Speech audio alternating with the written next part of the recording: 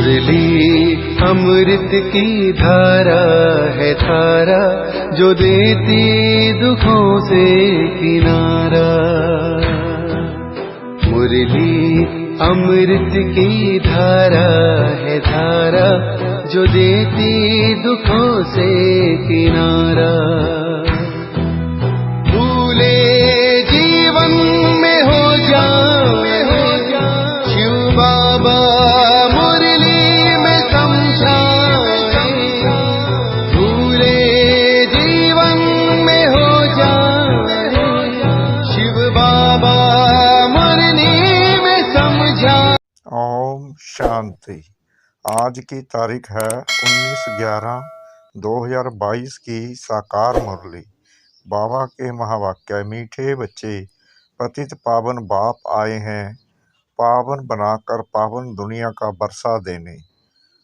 पावन बनने वालों को ही सदगति प्राप्त होती है। प्रश्न: भोगी जीवन योगी जीवन में परिवर्तन होने का मुख्य आधार क्या है? उत्तर: निश्चय। जब तक निश्चय नहीं कि हमको पढ़ाने वाला स्वयं बेहद का बाप है, तब तक न योग लगेगा न पढ़ाई ही पढ़ सकेंगे। भोगी के भोगी ही रह जाएंगे। कई बच्चे क्लास में आते हैं लेकिन पढ़ाने वाले में निश्चय नहीं, समझते हैं हाँ कोई शक्ति है, लेकिन निराकार शिव बाबा पढ़ाते हैं। ये कैसे हो सकता है? यह तो नई बात है। ऐसे पत्थर बुद्धि बच्चे परिवर्तन नहीं हो सकते। गीत। ओम नमो शिवाय।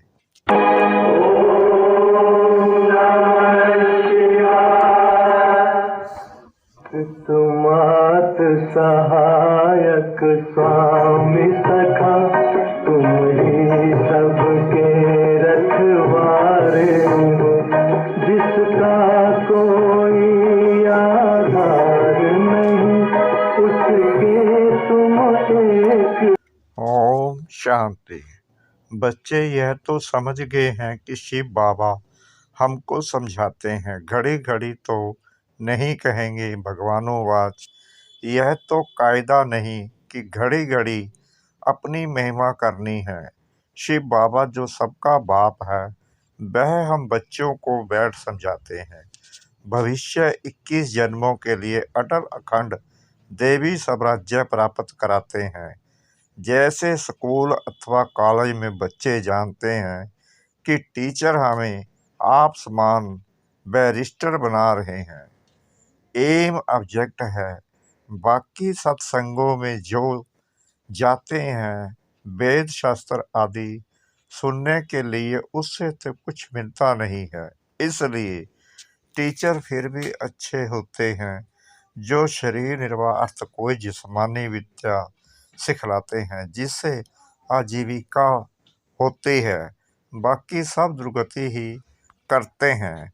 बच्चे शादी ना करना चाहें तो बाप कहेगा कि वर्षा भी नहीं मिलेगा, जहाँ चाहें वहाँ चले जाओ। यहाँ तो बाप अमृत भी पिलाते हैं और वर्षा भी देते हैं। कहते हैं कि पवित्र बनो तो पवित्र दुनिया के मालिक बनेंगे। कितना फर्क है हद के बाप में और बेहद के बाप में। वह रात में ले जाते हैं, यह दिन में ले जाते हैं। यह है ही पतित पावन। कहते भी हैं कि सदगति दाता एक है, जो आकर सबकी सदगति करते हैं। फिर दुर्गति किसने की, यह नहीं जानते। बाप समझाते हैं सब आसुरी मत वाले हैं, यहाँ आते हैं असुरों से देवता बनने। यह इंद्रप्रस्थ है, कई असुर भी छिपकर आए बैठते हैं। सब सेंटर्स पर ऐसे छिपे हुए असुर भिखारी बहुत आते हैं। फिर घर में जाकर विष पीते हैं। दो काम तो चल ना सके, वह पत्थर बुद्धि बन पड़ते हैं। बाप को पहचानते ही नहीं, निश्चय बिल्कुल ही नहीं कि हमको बेहद का बाप पढ़ाते हैं। ऐसे ही आकर बैठ जाते हैं।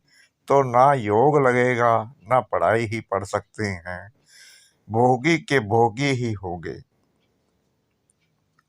बहुत समझते हैं कि कोई शक्ति है, बस निराकार शिव बाबा कैसे आ सकता है, कोई शास्त्र में भी लिखा हुआ नहीं है।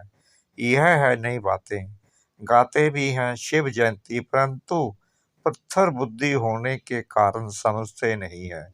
शिव है तब तो सब भक्त याद करते हैं, कहते भी हैं शिवाय नमः, समझते हैं वह परम धाम में रहते हैं। हमारा बाप भी है परम पिता, तो वह सबका फादर हो गया ना।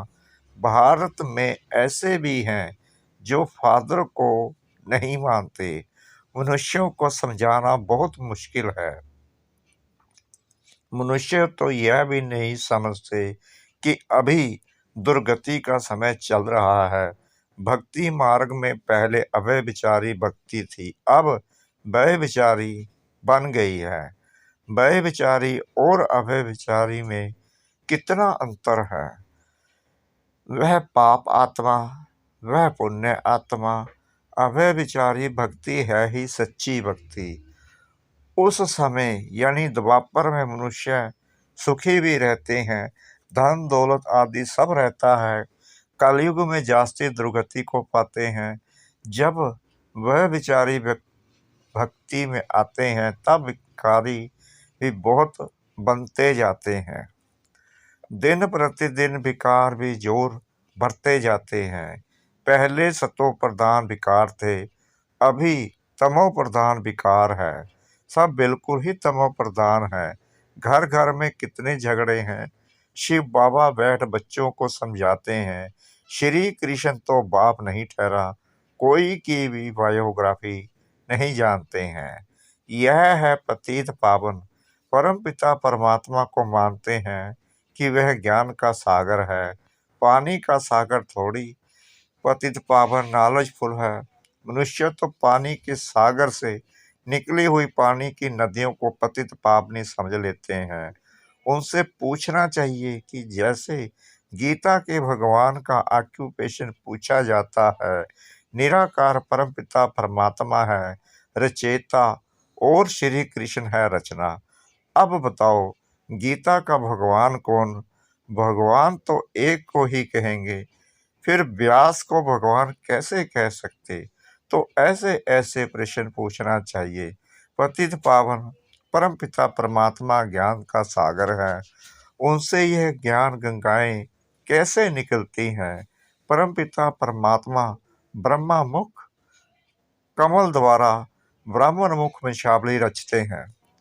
उनको ब्रह्मा मुख से ज्ञान मिल रहा है, जिससे सदगति को पाते हैं। अब पानी के सागर से पावन बनते हैं, वह ज्ञान सागर से। पानी से मनुष्य तो पावन हो न सके तो यह पहेली भी पूछनी पड़े। इनको पूछने से पावन दुनिया का मालिक बन सकते हैं। बुलाते तो उनको ही हैं कि हे पतित पावन सीताराम, फिर गंगा में स्नान आदि करते हैं। तो ये पहेली भी ऐड करनी चाहिए। समय पर हर एक चीज शोभती है। जैसे वो गीता के भगवान वाली पहेली है, वैसे यह भी पहेली है। ख्याल चलते तो है ना, क्या ऐसी चीजें बनाए जो मनुष्य सदैव अपने पास यादगार रखे। अच्छी चीज होगी तो अपने पास रखेंगे, कागज आदि तो फेंक देते हैं। देवताओं की अच्छी चीज होगी तो वह फाड़ेंगे नहीं। सर्विस की प्रैक्टिस वालों का सारा दिन विचार सागर मंथन चलता रहेगा और काम करके दिखाएंगे। सिर्फ कहना नहीं है कि ऐसा करना चाहिए, या किसको कहते हो? बाबा करेगा वह बच्चे करेंगे, बोलो कौन? बाप तो डायरेक्शन देते हैं। ऐसे अच्छे चित्र कैलेंडर छपाओ। त्रिमूर्ति शिव के कैलेंडर निकलने चाहिए। त्रिमूर्ति शिव जयंती कहना राइट है, सिर्फ शिव जयंती कहना रॉन्ग है। एक बच्चे की दिल है त्रिमूर्ति। शिव जयंती का कैलेंडर बनावे, सो भी रंगीन।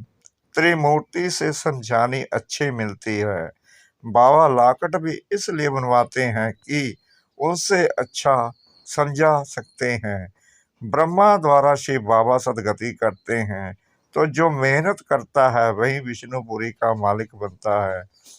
बाकी जो ज्ञान नहीं लेते उनका विनाश हो जाता है। वह सजाएं भी खाते हैं, पद भी नहीं पाते।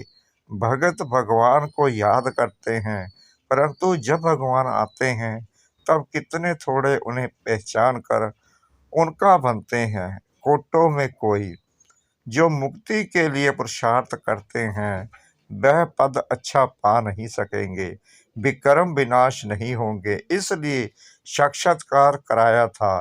धर्म संस्थापक भी आते हैं दृष्टि लेने, याद करते करते विक्रम विनाश करते जाए तो पद ऊंचा पा सकते हैं। और धर्म वाले भी आएंगे 100 भी पिछाड़ी में, जो बड़े होंगे। ऐसे नहीं कि अभी का पोप आएगा ना, ना पहले नंबर का पोप, जो अभी अंतिम जन्म में है वह आएगा। हिसाब है बड़ा भारी, अब यह कुंभ का मेला है। यह सब भक्ति मार्ग की सामग्री है।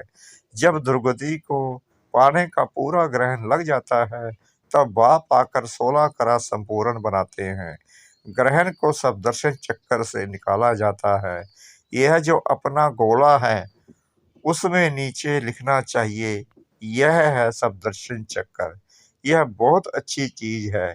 यह ईश्वरीय कोर्ट ऑफ आर्म्स है। यह तो ईश्वरीय बातें हैं। स्लाइड्स जो बना रहे हैं उनके लिए भी बाबा समझानी देते रहते हैं। अगर समझो वो मुरली ना सुने तो डायरेक्शन अमल में ला ना सके। मुरली तो रोज पढ़नी चाहिए। सर्विस में जो है उनको एक्ट में आना चाहिए। त्रिमूर्ति का भी स्लाइड्स बनाते हैं, उनमें अक्षर बहुत अच्छे हैं। स्थापना और विनाश, 2 गोले भी चाहिए। यह नरक, यह स्वर्ग, यह आज का भारत और कल का भारत। बाप सेकंड में जीवन मुक्ति देने वाला बैठा है। बाबा को पहचाना, निश्चय हुआ, बस जीवन मुक्ति पाने का पुरुषार्थ चल पड़ता है। जन्म तो लिया ना, बाप से पूरा भरोसा लेना है, फिर विकार की मांग नहीं कर सकते। बाप कहते हैं भ्रष्टाचारी को वर्षा मिल ना सके। प्रैक्टिकल में इनका यानी ब्रह्मा का ही मिसाल देखा ना, ऐसे बहुत मुश्किल निकलते हैं। अपनी इज्जत आदि भी बहुत देखते हैं ना। क्रिएटर बाप है, सबको उनकी आज्ञा पर चलना है। तुम भी श्रीमत पर नहीं चलते हो तो पद भ्रष्ट हो जाता है। बाप कहते हैं इस ज्ञान मार्ग में नष्टो मोहा अच्छा चाहिए। बाबा की आज्ञा मिली हुई है। जो बच्चे आज्ञाकारी नहीं वह कपूत ठहरे, वह बच्चा बच्चा नहीं। पवित्रता की आज्ञा तो अच्छी है ना। राजयोग तो बाप अभी सिखलाते हैं। मनुष्य तो बेचारे समझते नहीं। बच्चों में भी नंबरवार पुरुषार्थ अनुसार समझते हैं। बाप इतना डायरेक्शन देते हैं, कोई बच्चे मुश्किल करके दिखाते हैं। बाप कहते हैं त्रिमूर्ति का कैलेंडर बनाना है। सारा मदार है त्रिमूर्ति शिव के चित्र पर। लिखा हुआ है ब्रह्मा द्वारा स्थापना। जरूर शिव बाबा स्वर्ग की स्थापना करेंगे ना। कलयुग असुरी राज्य का विनाश होगा। असुरी राज्य में कितने ढेर हैं, देवी राज्य में कितने थोड़े हैं। लिखा हुआ भी है कि अनेक धर्मों का विनाश, एक सत धर्म की स्थापना। बाप कहते हैं मैं कितना श्रृंगारता हूँ फिर भी सुधरते नहीं हैं, उल्टा सुल्टा बोलते रहते हैं। यहाँ बाबा कहते हैं देह सहित जो कुछ है सब कुछ भूल माम एक में याद करो। अपनी देह में भी ना फंसो, किसकी देह में फंसने से भी गिर पड़ते हैं। जैसे मम्मा की देह से प्यार था तो मम्मा के जाने के बाद कितने मर गए, क्योंकि नाम रूप में फंसे हुए थे। बाप कितना कहते हैं कि देह अभिमानी मत बनो, माम एकम याद करो। तुम इस ब्रह्मा के शरीर को भी याद नहीं करो। शरीर को याद करने से पूरा ज्ञान उठा नहीं सकते। देही अभिमानी बनने में बहुत मेहनत है। बाप की याद में रहना यह बहुत डिफिकल्ट है। ज्ञान तो बहुत अच्छा अच्छा सुनाते हैं, योग में मुश्किल रहते हैं। जितना रुस्तम उतना माया के तूफान आएंगे। किसी न किसी के नाम रूप में फंस धोखा खा लेते हैं।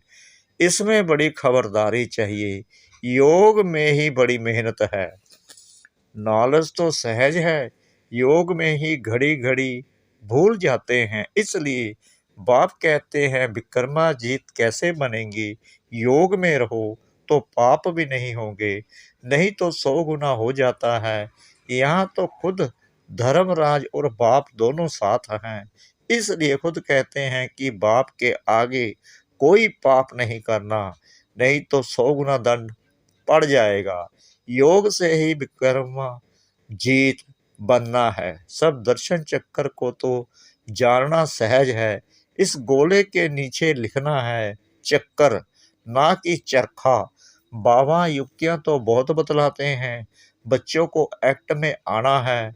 अच्छा, मीठे मीठे सिखला दे बच्चों प्रति माता पिता बाप दादा का याद प्यार और गुड मॉर्निंग। रूहानी बाप की रूहानी बच्चों को नमस्ते। हम रूहानी बच्चों की रूहानी बाप दादा को श्रद्धा भरी प्रेम भरी नमस्ते। शुक्रिया बाबा, शुक्रिया बाबा, शुक्रिया बाबा, इस मीठी मीठी मीठी मुरली के लिए। धारणा के लिए मुख्य सार। नंबर 1, किसी भी देहधारी के नाम रूप में अटकना नहीं है। अपनी देह में भी नहीं फंसना है।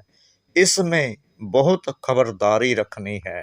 नंबर 2, ज्ञान मार्ग में नष्टो मोहा जरूर बनना है।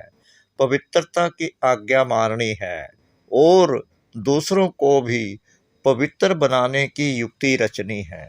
वरदान, सर्व विकारों के अंश का भी त्याग कर संपूर्ण पवित्र बनने वाले नंबर 1 विजयी भव। संपूर्ण पवित्र वह है जिसमें अपवित्रता का अंश मात्र भी ना हो। पवित्रता ही ब्राह्मण जीवन की पर्सनैलिटी है।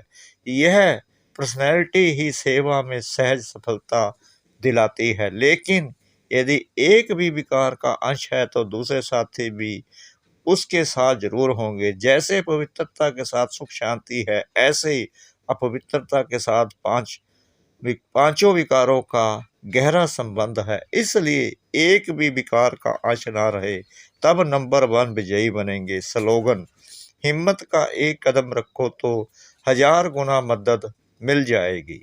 हिम्मत का एक कदम रखो तो 1000 गुना मदद मिल जाएगी। ओम शांति।